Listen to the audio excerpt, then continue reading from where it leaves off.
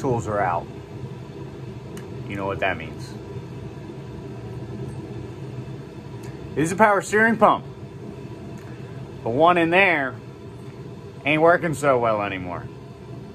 It's breakability. We're at it again.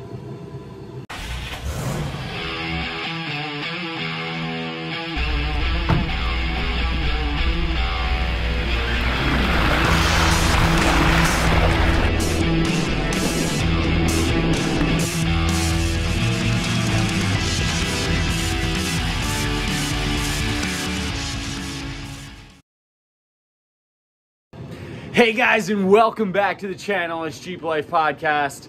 Breakability coming to you from the garage. Reaper's got the hood up. So Reaper is a 1999 Jeep TJ, which has the 4.0 inline 6 motor. Tried, true, proven, super awesome, great motor. But it also has that kind of smaller power steering pump that's mounted on the driver's side on the serpentine belt, which is in the front of the motor. PSC actually has a high output, high volume pump, but I have the PSC replacement pump. It had a PSC in it originally, and then I threw a stock pump in there just because I blew out the original PSC, and this is the replacement that I got. So hang out with me. We're gonna be replacing it. I'm gonna just kind of go through a little bit of what I'm doing. I already have it apart, drained the system. I'm also working on replacing a high pressure power steering line, which is a rebuildable power steering line, which I'll show you a little bit about that too. So hope you enjoyed the video. Hang out with me. Make sure to hit that like and subscribe button. Helps the channel out a bunch.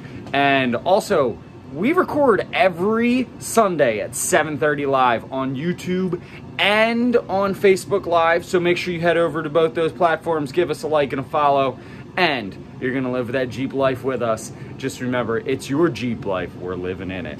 So hang out with me. I'm gonna flip this camera around and give you a little bit of what we're doing.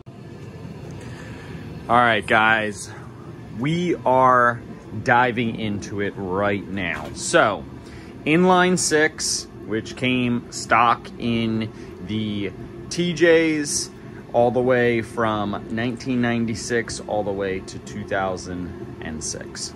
So power steering pump, itty bitty tiny power steering pump right there. So this is the replacement, much higher output, bigger valving, everything of the sort. It's going to be able to keep up with that 2.5-inch double-ended ram in the front of this buggy.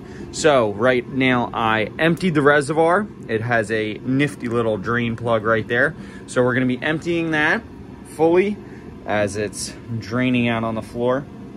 So this system runs a power steering pump, reservoir, orbital valve that runs 2 pressure lines down along the axle here, down and into that big double-ended ram, which you can see right there. So that allows my axles to turn back and forth.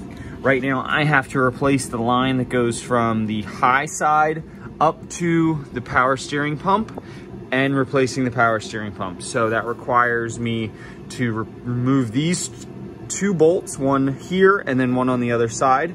I already removed the serpentine belt, which required a 15mm socket to loosen the tensioner and loosen the front tensioner pulley. So we're pretty far into this right now. I just wanted to give you guys a little bit of what I am doing and kind of the how-to. This isn't a full how-to video with all the proper numbers for the sockets and everything, but it's kind of a brief overview of what you need to do on this type of setup. Obviously a normal Jeep TJ, if you're just replacing the power steering pump, they sometimes they have the wheel pressed on them already, or you need a puller and a press setup to press the wheel back on and off, which I have that. I actually have to do it with this power steering pump.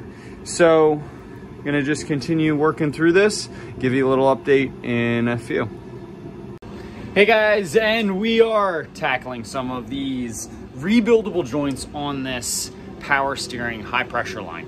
So what we got is a inside piece, we have the external piece, and then also we have the hose that it's going to go into. So let me flip this around, I'll show you real quick what's going on. So what's going to happen is we are going to take the outer shell and first screw it onto this. It's actually a reverse thread. So we start screwing it on like so. And then once we get it on, like voila. And next we're going to insert this and start screwing that in.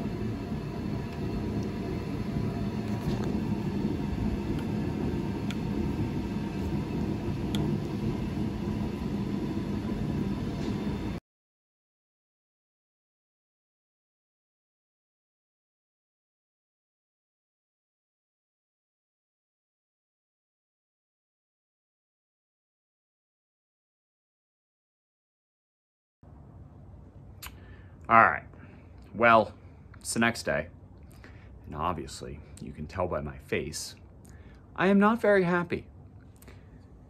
This PSC pump was remanufactured at one time. So if you look in there, you can kind of see, well, better yet, right there, perfect. You can see half of it's like bored out. Yeah, well, that means that it was drilled too big. And I think they damaged the internals at one point. I don't know if this was PSC or something else. So yeah, but that kind of stinks. So luckily enough, my old pump that I had in there, which was just a stock pump, nothing fancy, actually was under warranty. So I was able to take that back to AutoZone, get a new one. So I'm gonna run the stock pump for a little bit until I can get this issue resolved and figure out a new PSC high flow pump because it works a lot better. Either way, right now I'm gonna flip the camera around and show you kind of what I'm doing to switch over all the components from the old pump to the new pump, because there are some extra special fittings that are on the pump that I actually had to take the old pump apart and put these fittings on. So show you right now. All right guys, so we are back at the pump. This is a factory stock pump. What I had to do was I removed this from the old pump, which is the outlet of the high pressure side. And all that does is it screws right back into the outlet of the new pump.